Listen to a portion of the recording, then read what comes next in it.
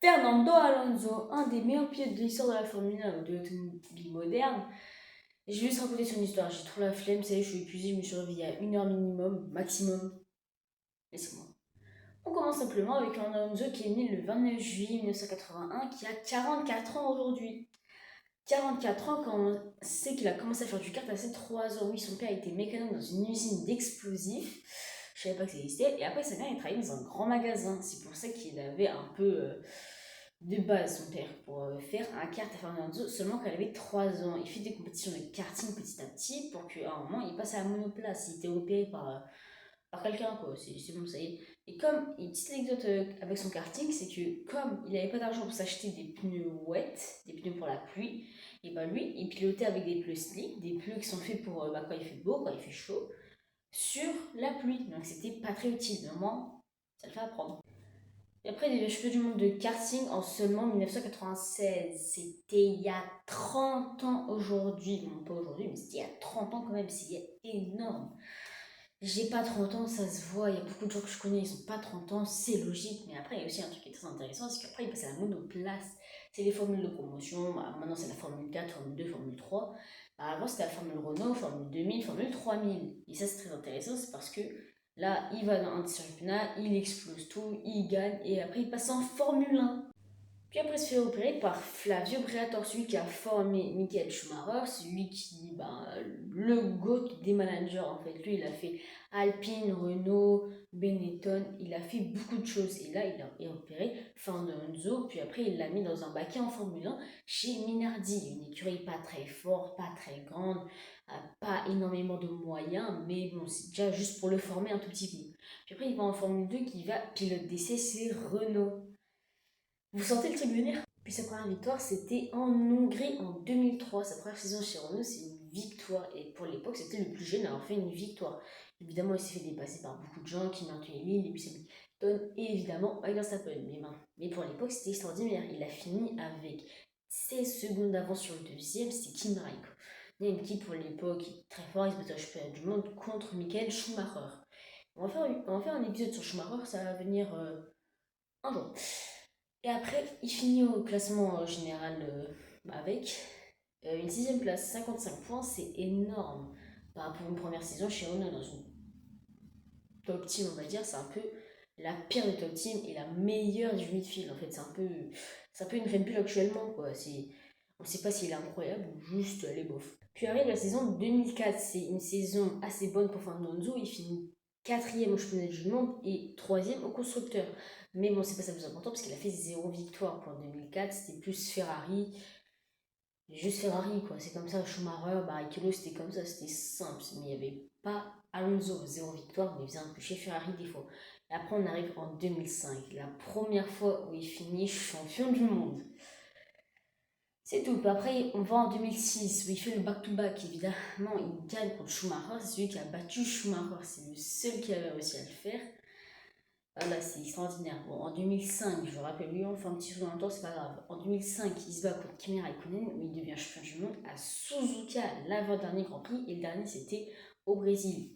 La célébration, elle est iconique, il lève les bras, il est content. Bon, 2006, après, il est un peu plus content, mais bon, deuxième fois champion du monde, ça arrive comme ça. Il bat contre Schumacher. Après, Suzuka, avant dernier Grand Prix, c'est le moment où j'ai un seul. Parce que j'adore Fernando Alonso, mais je préfère Schumacher, évidemment. Le truc qui est fou, c'est que Schumacher, avant dernier Grand Prix, Suzuka, il est premier, il passe premier au championnat du monde. Et qu'est-ce qui se passe? Moteur, il lâche. Donc, il est en retard de 10 points sur Alonso. Il peut être champion du monde, mais bon, c'est quasiment impossible.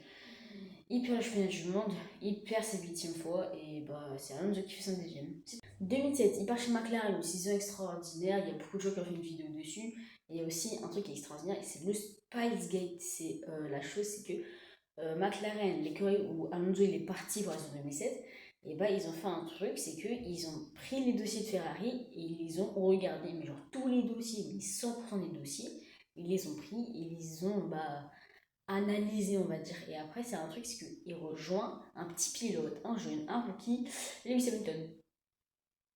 Ils se battaient au championnat du monde, Hamilton, Alonso, les deux, ils ont perdu le championnat du monde à un point. Un point. Il s'est passé tellement de choses dans la saison 2007 en fait. c'est que vous regardez notre vidéo dessus, moi je regarde juste Fernando, je ne vais pas parler de la saison 2007 en général, mais il le perd un point. Après en 2008, toujours des polémiques évidemment, hein. Il part chez Renault pour se dire allez je vais encore être fort là-bas, pas du tout, il fait seulement 2 victoires. Une victoire à Singapour, c'était cette fois-ci le Crash Gate, oui toujours ça finit par Gate, je sais pas ce que ça veut dire mais je suis pas anglais quoi.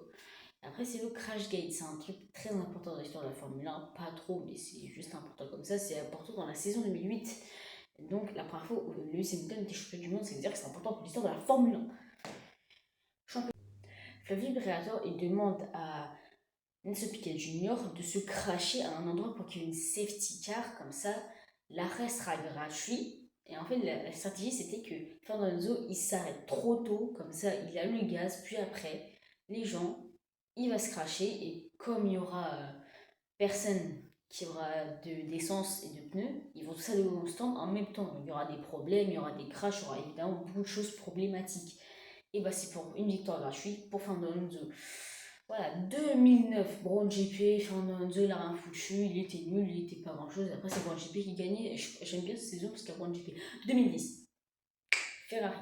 La saison 2010 c'est incroyable. Schumacher qui revient, Mercedes qui revient, Red Bull qui sont en forme, Ferrari qui reviennent, McLaren, Hamilton et Button. Il se passe énormément de choses dans la saison 2010. Et après, en fait, cette saison, elle est incroyable. Fernando, il fait des victoires, il fait des podiums, il est extrêmement fort. Et pour qu'il finisse par hyper champion du monde à 6 points. Dernier GP, il n'arrive pas à dépasser. Sur LDRS, il a réussi à passer, mais c'est comme ça. Il finit avec une défaite, deuxième au championnat du monde. Une première, je que c'est avec 2011. 2011, c'est une saison très forte pour Vettel, mais pas pour Fernando. Et il fait pas grand chose de sa saison. Il fait une victoire, je crois, je suis pas sûre.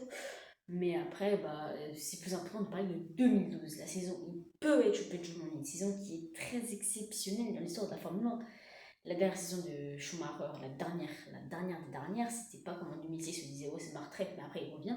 Là, c'est vraiment dernier GP qu'il fait. Et là, on arrive, championnat du monde exceptionnel, des courses incroyables, dernier GP. Alonso, il perd pour 2 points. 2 points quand tu sais que tu gagnes 25 points par course si tu gagnes. Et bah là, 2 points, hein, c'est rien. Et le truc, c'est que Vettel, il devait dépasser une personne pour être champion du monde. La personne, c'était Schumacher. C'est Schumacher qui a laissé Vettel le dépasser. Et la course de Schumacher, c'était quand en 2006? La dernière course de Schumacher en 2006, c'était un pneu qui crève et après il refait une remontada et il finit quatrième. Et bah c'est la même chose. Un pneu qui crève, il fait une remontada pour finir septième. C'est quand même exceptionnel quand tu sais que tu as 40 ans dans une Formule 1, c'est quelque chose. Après c'est 2013, une saison assez triste quand tu sais l'avenir qu'il aura. C'est que c'est sa dernière victoire au Grand Prix de Barcelone. Il finit premier, pas comme cette course en 2026 où il a fini DNF, mais c'est pas grave. C'est que là, il finit premier, c'est sa dernière victoire et bah, c'est comme ça. Après, il finit un truc qui est très bien, c'est que c'est la victoire, mais après, c'est Ferrari. 2014, c'est le changement de réglementation, c'est un nouveau moteur, le moteur que Mercedes gagne, qui est hyper fort dessus, évidemment, vous le connaissez, c'est Nico Rosberg, Lewis Hamilton, Bottas, plein de choses se passent avec ce moteur. Et le truc qui est intéressant, c'est que bah, Fernando, il reste chez Ferrari. Moi, je pensais qu'il allait partir, c'était logique, tout le monde pensait qu'il allait partir. Non, il reste chez Ferrari une dernière saison, il ne gagne pas, il fait pas de podium, saison éclatée. Après, on part en 2015. Et après, on finit comme ça, parce que c'est en 2015, il n'y a pas grand chose qu'il fait. Il est très mauvais, il finit 15e, 17e en championnat. Puis après, il fait quelque chose en 2010, c'est qu'il a un crash énorme, un crash qui est hyper connu. La voiture, elle est cassée, démembrée, on ne voit plus le visage de cette voiture. Et on voit Alonso qui sort, qui est normal, comme si c'était normal, deux côtes cassées, mais il finit 10e au championnat du monde. Je savais pas que c'était possible, mais il a réussi à finir 10e au championnat du monde. Puis après, 2017, une saison pas folle, où il finit avec 15 points. Non, il finit 15e avec 17 points. C'est horrible, mauvais, zéro podium, zéro victoire. Et après, on va en 2018. C'est une saison un peu triste quand on sait que c'est sa retraite en 2018. Mais vous allez me dire, oui, mais il est encore là en 2026. Oui, bon, on va vous parler de ça plus tard. C'est que là, c'est très intéressant parce que là, c'est sa dernière saison. Il fait de la merde. Pas grand chose, quelques points, 4 victoires du coup. Et après, c'est que bah, c'est tout. Pas de victoire, quelques points, il finit loin derrière au championnat du monde. Et du coup, c'était sa dernière saison en Formule 1. Et c'est pas fini. Bon, là, on va pas parler directement de la Formule 1, on va parler de ce qu'il a fait après la Formule 1, genre après sa première retraite. La chose qu'il avait fait, c'était les 24 heures du Mans. Il les a gagnés 2 fois et le championnat du monde de WEC, donc ouais, bon, le championnat du monde d'endurance, c'est plus simple, c'est qu'il le gagne 2 fois. 2 fois, il gagne le Mans et 2 fois, il devient champion du monde. C'était en 2018 et en 2019. Et encore en 2019, il fait les 24 heures de Daytona. C'est, vous voyez dans le film F1, la première course, c'est les 24 heures de Daytona. Bah, lui, il l'a gagné, enfin, Alonso. Donc voilà, c'est comme ça. Puis après, en 2017 et en 2020, il fait les 500 miles d'Indianapolis. Donc ça fait 700 km, il tourne en rond sur un circuit. Voilà, bon, c'est un truc exceptionnel, tout le monde connaît, c'est énorme. Et bah, la chose, c'est que bah, il n'a pas fait grand-chose de base, il gagne tout ce qu'il fait. Si c'est un moteur 4 roues, il gagne, mais là, il n'a pas gagné. Sa meilleure place, c'était 21e. C'est mauvais, mais quand tu sais que tu pilotes une Formule 1, c'est assez bien. C'est. Voilà quoi. Puis après, on revient en 2020. C'est une saison exceptionnelle dans l'histoire de la Formule 1, mais lui, il revient pas en Formule 1. Lui, il fait le Dakar. Bon, il fait pas le Dakar en entier du début à la fin. Il fait une course du Dakar. Il a fini 13e. C'est exceptionnel. On se rend pas compte à quel point c'est fou.